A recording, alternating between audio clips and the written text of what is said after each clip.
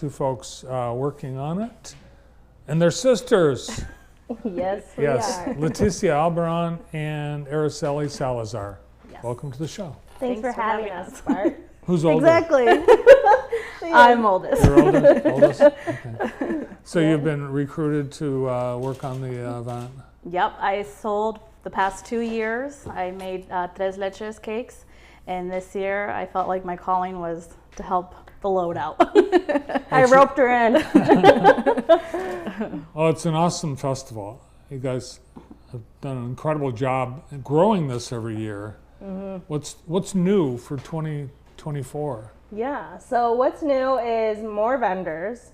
So it's going to be a little tight, but not tight enough. So we have more vendors, and then just a new group, a new musical group, and the live painting artist. So I'm really excited to see what he creates.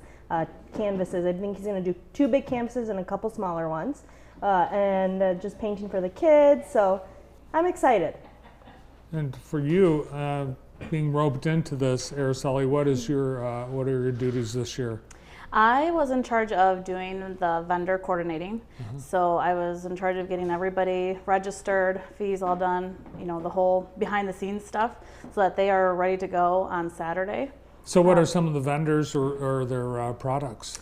So our main focus is, of course, always food. How many and variety.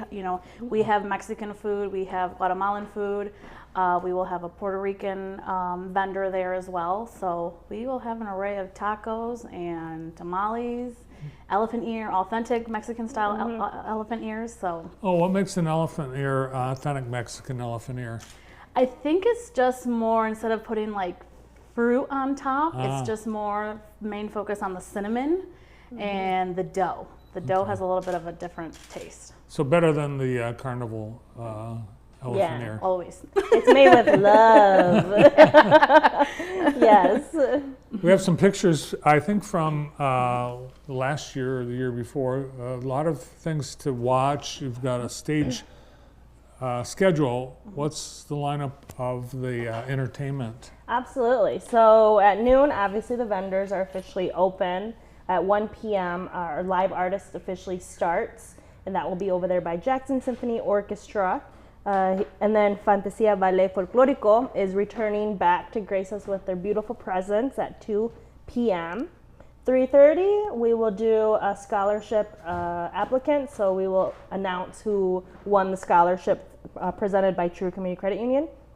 And then 4 p.m., El DJ Mike is going to be mixing some live beats. In 6:30, we'll have our El Furia del Ritmo group presented by Alvaro Seal.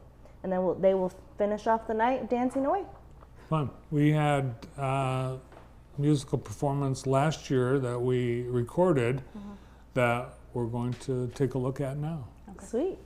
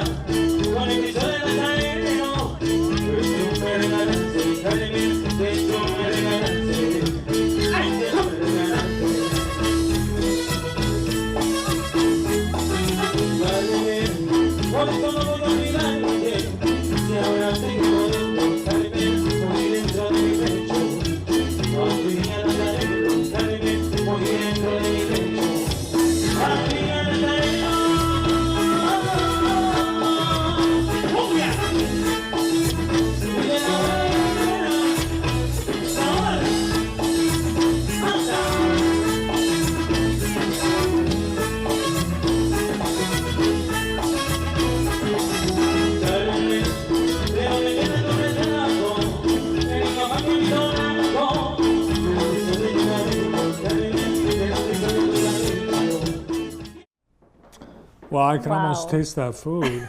That's actually the first time I've actually seen video footage from last year's event, and I loved it. Everybody's so vibrant. One thing that struck me the first year, I talked to some attendees, Jackson folks who are of Latin American heritage, that were, they had felt that their community was neglected and ignored in Jackson. What kinds of things are you hearing from this community's Hispanic population. Yeah, I think one thing that I heard from the last couple years, just kind of conglomerated together, is that it's a long time coming. So a lot of people were in the area and they wanted to be seen, but there really just wasn't any events in the area going on. So once it started happening and it's growing, I feel like people will start even going so far of opening businesses and like small shops and kind of contributing to the commerce here in Jackson. Yeah, I think, Araceli, the food lines were evidence that the demand for that type of cuisine is pretty strong here. Yes, and we've had people ask if certain vendors will be back because they liked their food so much that they wanted to see them back. Vendors have told us that they've even had people reach out to them, out and about, and they recognize them and they're like, "Are you going to be back?" So there's a lot of people who are looking forward to it. And we have some local food vendors that will be there too, right? Yes, yep, they have their own restaurant, so they will, aside from their restaurant, they'll be there at the festival. Right, and I know surrounding communities with large Hispanic populations like Adrian and Lansing, you get a lot of people that come in from out of town for this. Yeah, and that's kind of what we want. We want people to come into town, see what Jackson has in store, because I mean, some people move. They're looking for new cities to move, or things happen. So to even have that opportunity for people to come in and be like, "Oh wow, this is a vibrant community. Let's go." So yeah, it's gonna be good. All right, so kids, the whole family should come. What are some of the things that you're gearing for the kids? We have bounce houses. We have bounce houses, face painting. We will have a foam party, kind of like we did last year as well. And then I think that's pretty much it. Yeah. So. They can entertain themselves as long as they want. They will be there all day. Now we're talking about the bread. What's the deal with the bread? Yeah. So Your mom's doing something with bread? Yep. So she's going to be selling Mexican bread. So it's pretty much what my favorite one is, conchas, and it's like a round piece of bread, and it's a bit puffy, and it has like a sugar coating on top, and that with some coffee, she's gonna be selling coffee too, is chef's kiss. Oh, I thought you might have brought a sample. Oh, you know what? I'll get you next time, Bart. She owes you on Saturday. Yeah, exactly. I'll just have to check it out Saturday. Yes. Sounds good. All right, it's all lined up, and the weather's going to cooperate too. Yeah. 80 degrees. Oh my gosh. Well, thanks for all the work you guys are putting into this. It really is a cool community event. We'll see you Saturday. Thanks, Thank Bart. you. Working on the third annual Hispanic Heritage Festival, Leticia Albaron and Araceli Salazar. Our next guest